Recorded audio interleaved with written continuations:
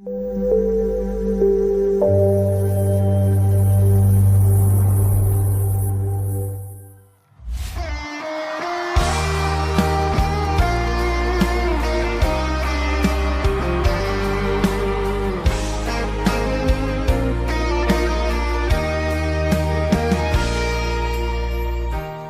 聲響起居家的歲月後，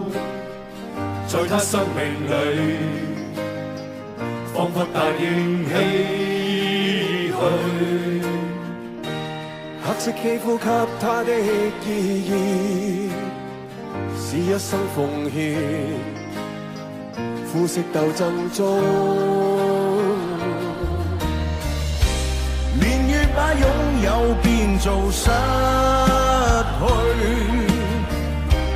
疲倦的雙眼帶着期望，今天只有殘留的軀殼，迎接光輝歲月，風雨中抱緊自由。一生經過彷徨的掙扎，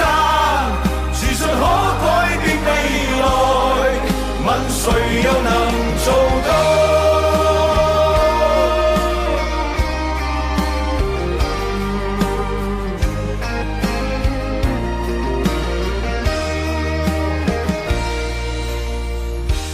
可否不分膚色的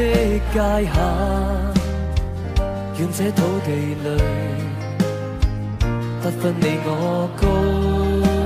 低，繽紛色彩閃出的美麗，是願它沒有分開每種色彩，年月把擁有變做失去，疲倦的雙眼帶着